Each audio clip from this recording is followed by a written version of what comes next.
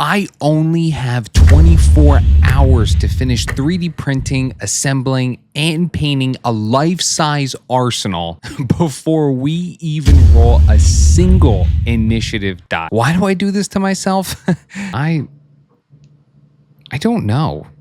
But let's speed run this shit.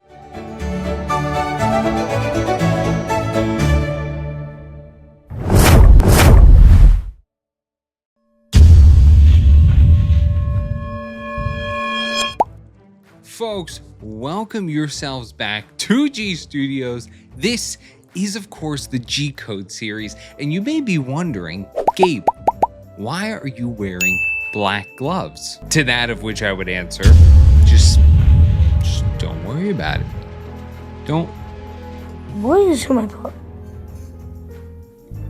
There's gloves in my pocket. Are there really?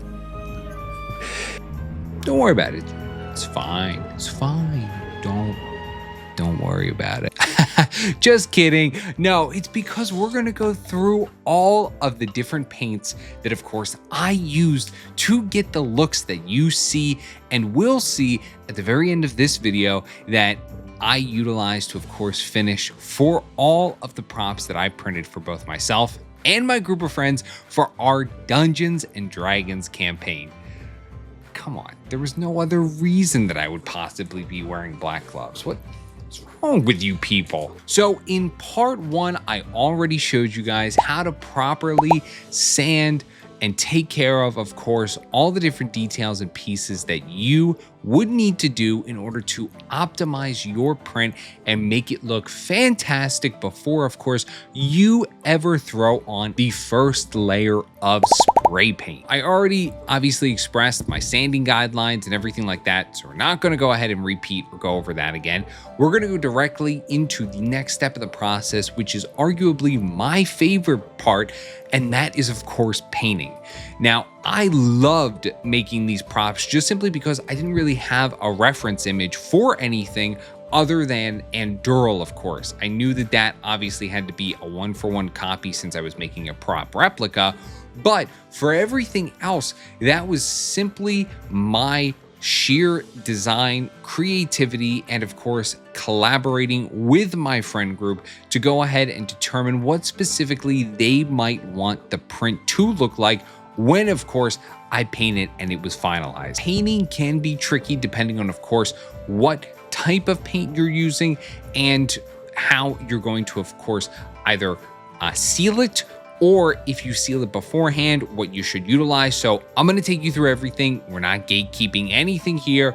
You are getting the exact methods that I use to go ahead and get the looks for my prints. So that way, if you would like to replicate it for yours in any way, shape, or form similar to mine, you can do it. And you can do it today. Call now at 1-800-G-CODE.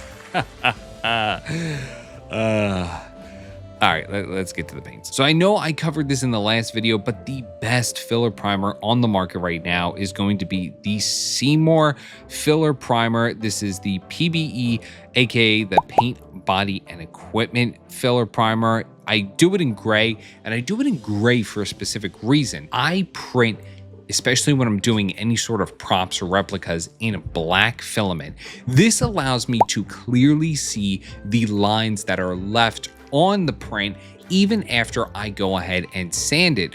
Now with the filler primer on there, that takes it a step further and of course allows me to see the layer lines even better when I am filling and sanding it with that. So that way I know exactly either where to fill with Bondo or resin, or where I need to, of course, go ahead and sand down more. After, of course, you go ahead and make sure that everything is prepped, ready to go, you've completely wiped down the prop, either with water or sand or air blasted it with whatever tool you may utilize, then you can go ahead and, of course, put on your first coat of spray paint or whatever paint that you are going to count as your base coat. So you should always put a base coat on to, of course, establish whether or not the look is supposed to be either shiny, glossy, matte, whatever it may be. So if you are going for a glossy look in the end, ultimately, before you even put on a clear coat, then this is the spray paint that you'll want to utilize. This is Design Master, the glossy black spray paint. I absolutely love this, both for the quality and the look that it gives. So this went on my staff, it went on Anduril, the sword, and it went on, I think that was it. Yeah, that was it. So it went on my staff because I wanted a glossy look for that. And it went on Anduril because I definitely needed a glossy look for the chrome that I was trying to accomplish. Now with the trident and the two swords, I actually put a flat protective enamel on there. It was black from Rust-Oleum. This was the first time that I actually ever used a spray can like this where it had the different nozzles. So I tested on a couple different, just spare parts first to see how it would, of course, spray. So I was able to, of course, find the most optimal setting for me. Setting number 3, to go ahead and put a light mist over everything. So that way there was no chance that it could possibly run while I was, of course, waiting in between coats to dry, or if I was to set it down and just let it be. Specifically for Anduril and for my quarterstaff, like I said, I wanted some components to have that high gloss and that absolute fine glossy finish, so that way when I put the chrome on top of it, it had the best chance of being as reflective as possible.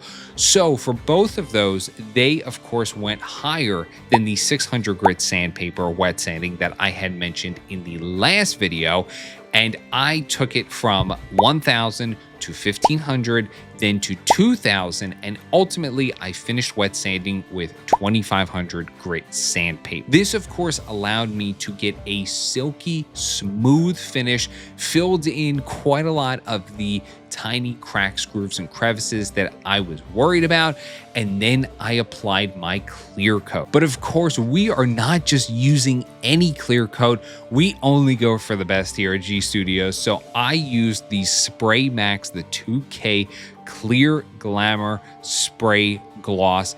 Now this thing is phenomenal. I've used it before in the past, but the only caveat with it is that you need to go ahead and utilize the can within a 48-hour time frame.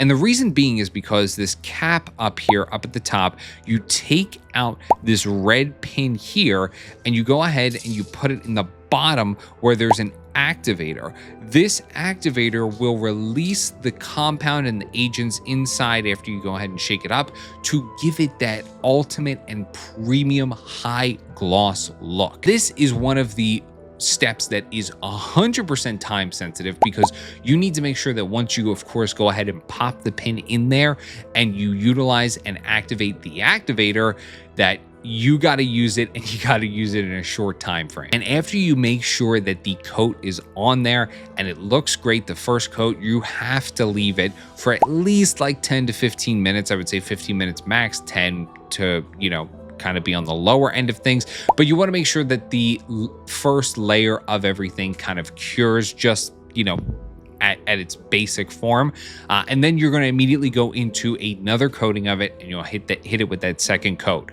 I really stop there. If you want to go ahead and add a third coat because of maybe some patchy areas, go for it. But it's really only 2 coats for me in terms of what is necessary or needed for the chrome look that I'm going for. But I only did 2 coats.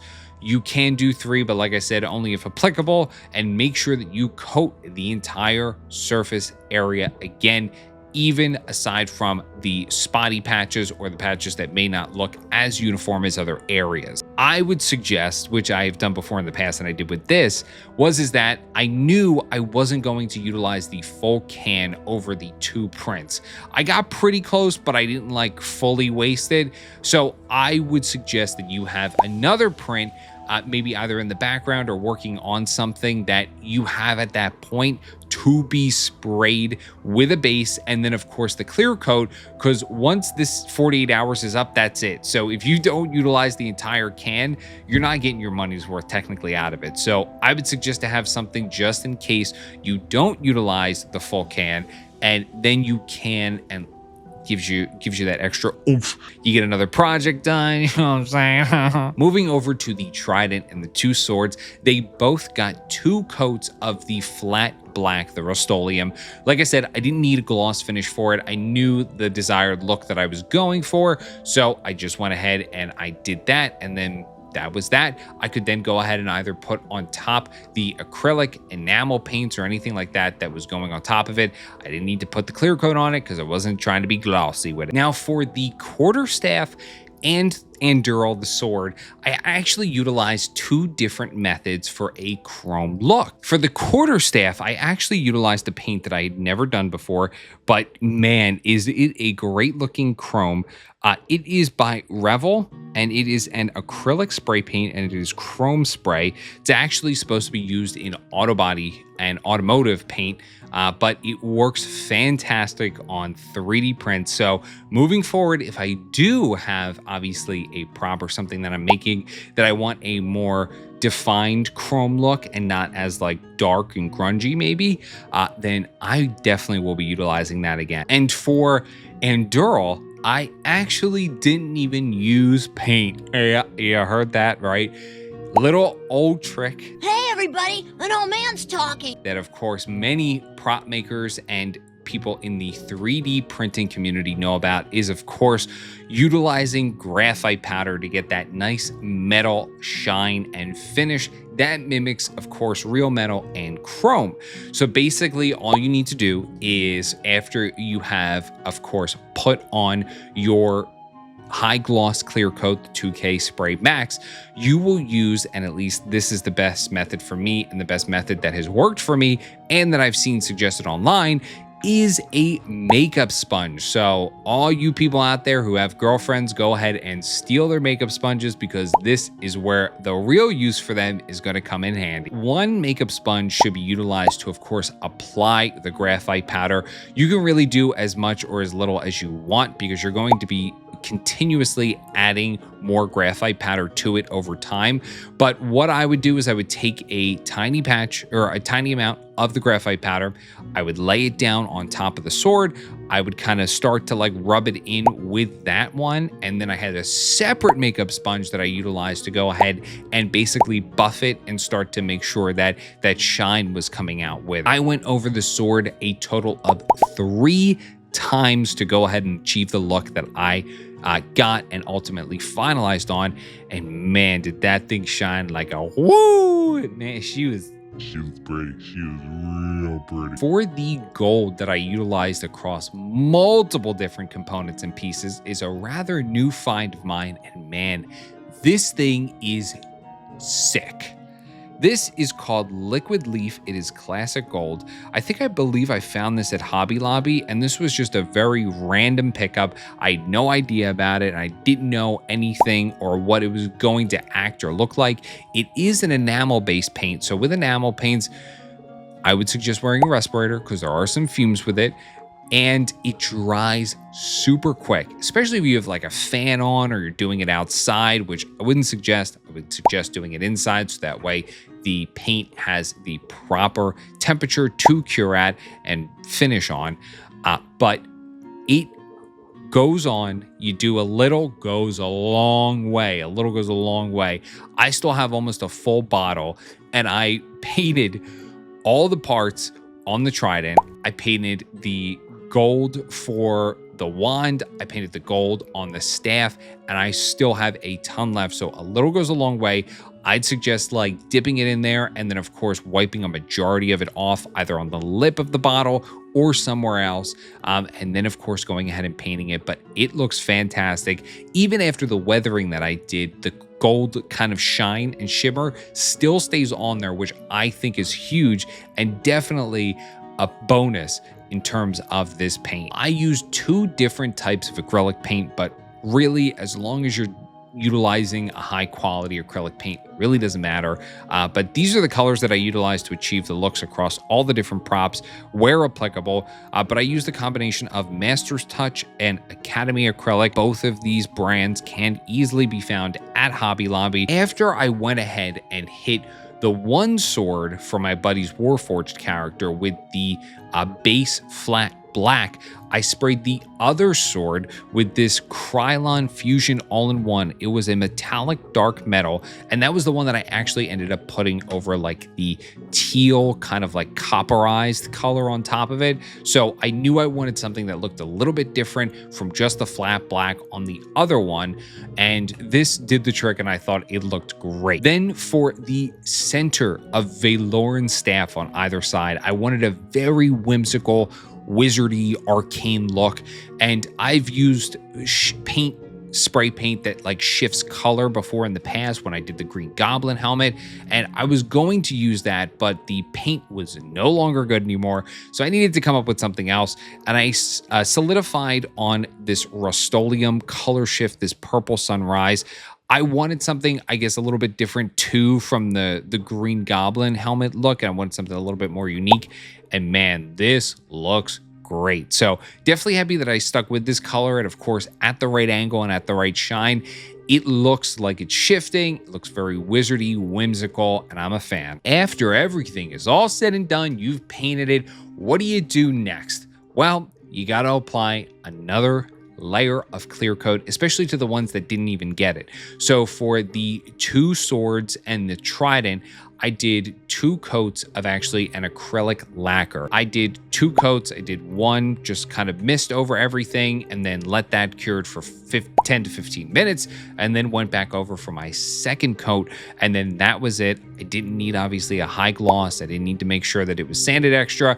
It was just to protect the paint that was on. For the staff, I went ahead and I utilized the rest of the 2K gloss clear coat to, after I painted everything, of course, to go ahead and finalize and seal everything in there. And for the sword, I'm going to be honest with you, I didn't do anything to it after I put all the graphite powder. And the reason being is because the graphite powder actually repels any liquids. Nothing really sticks to it. So there is a chance, and I'm sure it would have worked out, that I could have put another 2 layers or coats of the clear coat on there, the Spray Max, the 2K gloss clear coat. But I have also seen many pictures and heard many horror stories of the 2K gloss clear coat interfering with the graphite powder. And with this being as perfect as it looked already, I definitely didn't want to mess with it any further. So I just told the DM, be careful when you handle it. You might get some graphite powder on you, but I think he's going to be displaying it most of the time. So for that kind of purpose, just putting the graphite powder on it and nothing further works wonders. So I've yapped enough. I've explained everything. Now, folks, here it is, the reveal of all of the prints that I was able to accomplish with both sanding, filling, priming, painting in 24 hours.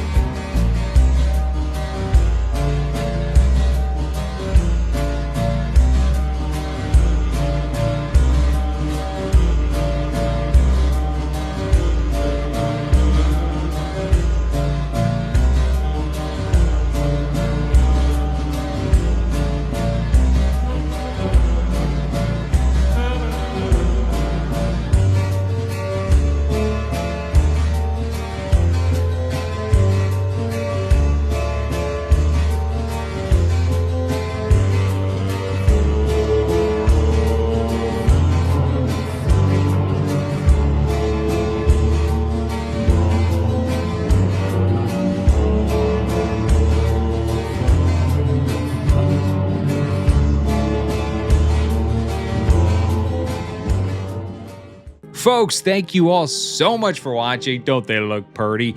If you like today's video, go ahead and hit that like button, hit the subscribe button, do whatever you have to do in order to boost that channel. G Studios HQ is bigger and better than ever, and I couldn't have gotten here without each and every one of you, so thank you.